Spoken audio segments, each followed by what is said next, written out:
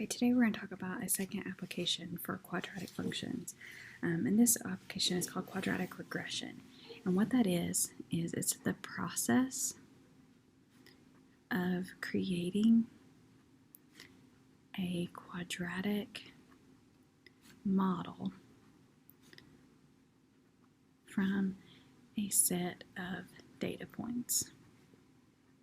So basically, we're given a set of data points in a situation, and we are asked to create an equation, create a quadratic equation that best fits that information, that kind of goes along with it and gets as close to those data points as we can. And so they're not going to be exact.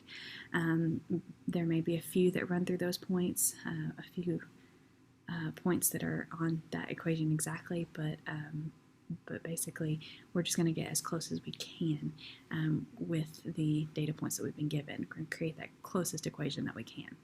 And when we take that equation, we graph it, we come up with the curve of best fit. So this is the curve, or in this case the parabola, I'm going to be more specific, that is created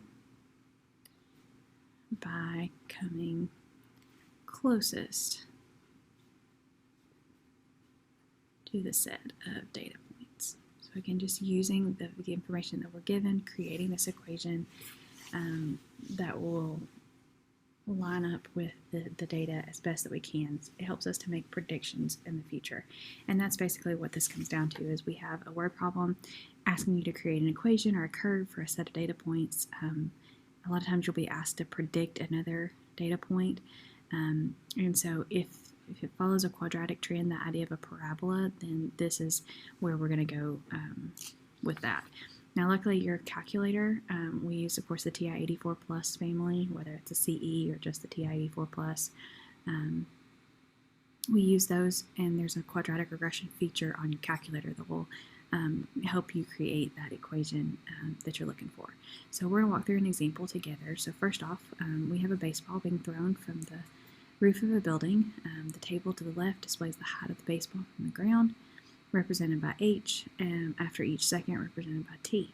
So we're going to write an equation to represent the curve of best fit. And then we're going to predict the height of the baseball after 5.6 seconds. So we have 0, 1, 2, 3, 4 seconds and the height that it is from the ground. So with our calculator, we're going to start. I'm going to lay my calculator kind of side by side here, covering up those screenshots, but you have the screenshots to look at to make sure you're on the right track. And the first thing we're going to do is we're going to press the Stat button. That's this button right here next to the arrows. So we're going to go to Stat on your calculator, and we're going to press 1, which lines up with the Edit button. Okay, and now you'll see a table here with L1, L2, L3, L4, L5, and so on. So under L1, we're going to enter the values from the X column of our table. In this case, that's going to be our T column. So I'm going to go ahead and do that. I have 0, I have 1, 2, 3, and 4, and I'm just pressing the number and pressing enter to go to the next line. Then I'm going to arrow over to L2, and I'm going to enter the values from the Y column, or in this case, it's going to be the H column. So I'm going to plug in 145, 197, 217, 205, and 161. And notice that they line up with my table. So my 0 value is 145, just like an ordered pair. My 1 is 197, 2 is 217, and so on. All right, now that I've got those in, I'm going to press Stat again.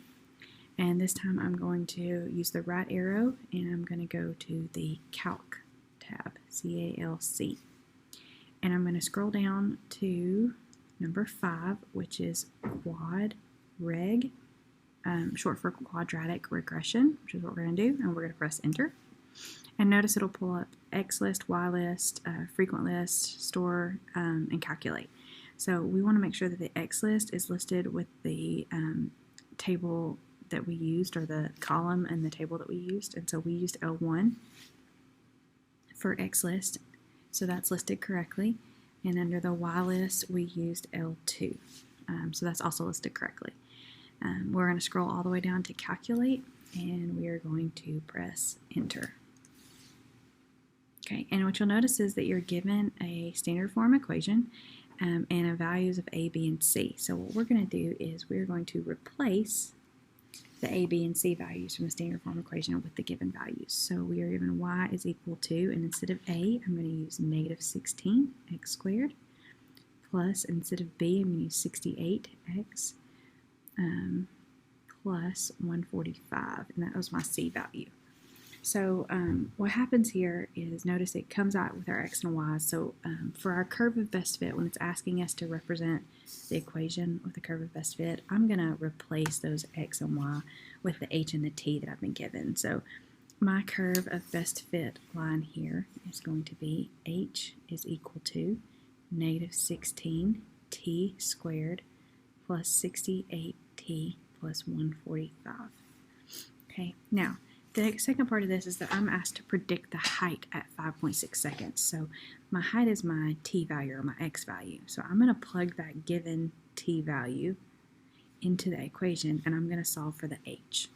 So I have h is equal to negative 16, and instead of t, I'm going to plug in 5.6 squared plus 68, and instead of t, I'm going to plug in 5.6 plus 145. And I'm going to plug that straight into my calculator. So again, I'm just going to clear this out. Negative 16 times 5.6 squared plus 68 times 5.6 plus 145. And I end up with 24.04. So here is my quadratic regression equation. I'm going to rewrite it in my h and my t values over here, just so that I can see that it's the same thing.